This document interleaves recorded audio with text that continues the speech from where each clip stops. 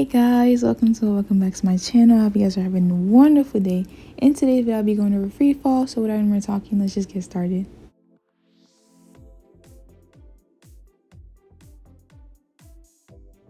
Okay guys, so today we're going to be talking about free fall, and basically it's kind of just like if you let go of an object and it falls out your hand, basically you have left that object to gravity to take care of that object.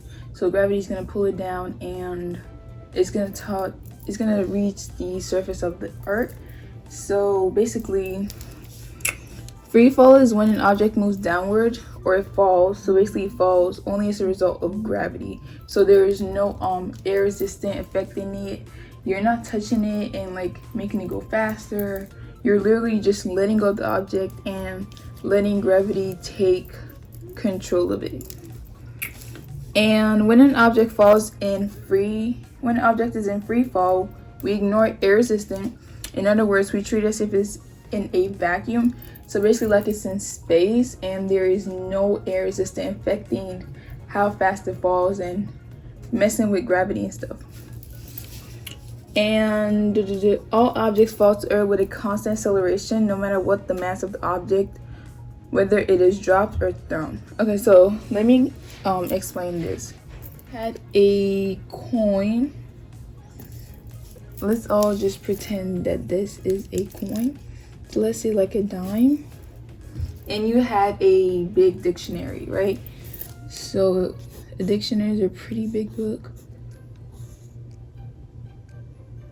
Did I tell you I don't know how to draw?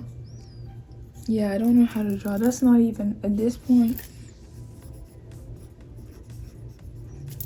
So you have a big dictionary and you have a little dime.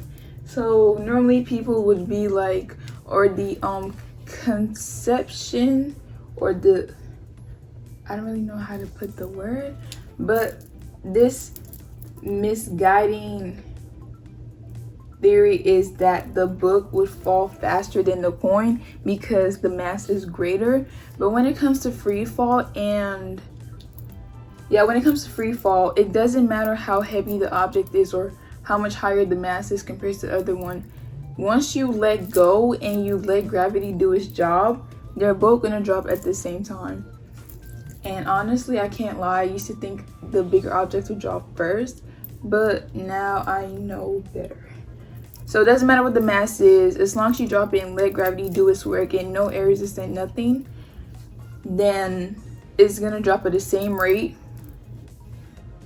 at the same acceleration. So yeah. And so basically the same acceleration, which is gravity. And if you were to drop an object, it would start at 0 velocity. So let me try to draw a hand.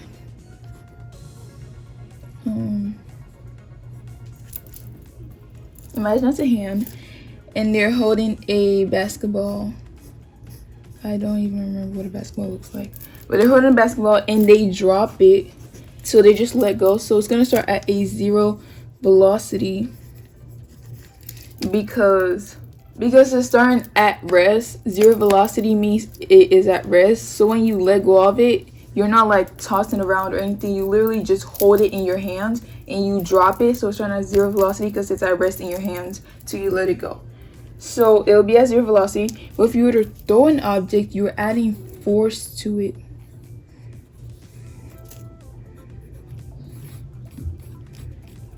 If you were to throw the basketball with like force, like you throw it, you're adding velocity to it. So whatever they tell you that initial velocity is what your velocity is. So if you're throwing an object that has a velocity, if you're just dropping it and letting it go, it starts at 0 velocity. So to next, acceleration of a falling object is due to gravity. We call this gravitational acceleration. The symbol used to represent acceleration due to gravity is the small letter g. So we represent gravity with this little g, and gravity is 9.8 meters per second squared. So average gravitational acceleration on Earth is 9.8 meters per second squared.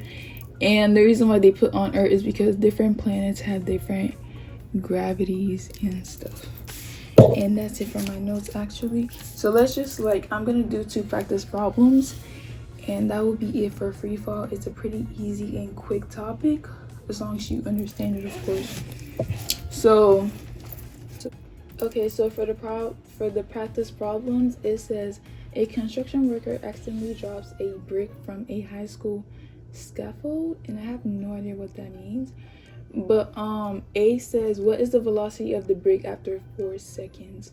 So if you're looking for the velocity after, so obviously you're looking for your final velocity, and we know the formula for that is VF equals VI plus AT, and that stands for final velocity equals initial velocity plus acceleration times the time. And so final velocity is what we're looking for. We know that it was dropped, so that means the initial velocity is 0. We know the acceleration now is equal to 9.8 meters per second squared, or free fall. And the time is, they said after 4 seconds. So final velocity would give you 9.8 times 4, and that is equal to 39 meters per second. And there's this whole concept with the negative for the gravitational acceleration, and I don't really understand it, but I guess I do. So basically it's like y-axis downward something. I don't really know how to explain it, but I understand it in my head. So basically this should be a negative because 9.8 should be a negative or whatever, so it would be downwards, but our teachers don't require that, so I don't really want to touch on it or whatever. But that is also an option, I guess. I don't know why I brought it up if I don't even know what I'm talking about, but you know. Okay, so the second problem says, how far does the brick fall during this time? So we're looking for distance. Yeah, how far is distance?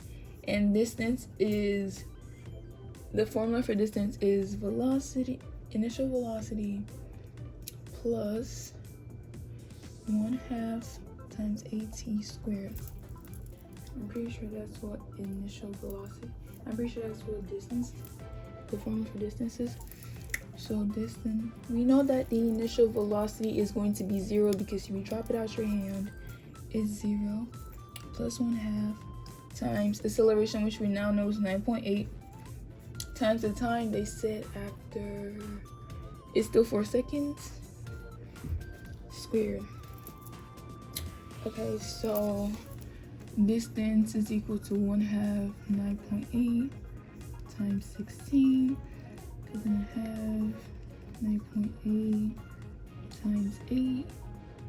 So distance is equal to 78 meters. So yeah, the brick is gonna fall 78 meters. That's how far it's gonna fall during 4 seconds.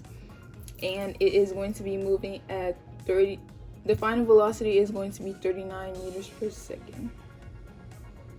And that is it. And that's just how easy that is. So basically, if you're looking for final velocity and you have acceleration and time and initial velocity, if you drop it, it's 0. And if it doesn't tell you initial velocity, it's probably 9 out of 10 times 0. Acceleration is 9.8 and whatever time they give you. Looking for distance, that's the formula. Just plug in your numbers, acceleration and time, and that's it for free fall. Okay guys, so one more example before I close out the video. So basically there's this one question that went around for like school and stuff, and it basically said a guy dropped a dime down a well and he heard the coin like hit the bottom after like 10 seconds, and people could not figure out this question. So basically you're trying to find the final velocity because that's when it hit the end, and that's the final velocity. So final velocity is equal to initial velocity plus acceleration times time. So final velocity is equal to, again, he just tossed it out his hand, so it went from being at rest to falling freely. So initial velocity is 0, and acceleration, like we just figured out, is 9.8, and the time, like I said, is 10 seconds. So the answer is 98 meters. Yeah, 98 meters, and just like that. Honestly, I feel like the whole free fall thing, the formula should just be AT, because unless it tells you there is a initial velocity, then it's always just going to be your acceleration times your time. So just 9.8 times whatever time they give you, and that's it. Just read the question, think about it, look at your formulas, and just solve. Make sure your units are correct, okay, and just do good. Thank you guys so much for watching to the very end. I really do appreciate it. I hope you guys found the video helpful and you learned something new. Feel free to leave a like, comment, and subscribe, and don't forget to turn on notifications so you don't miss another upload. I hope to see you guys in the next one. Bye guys.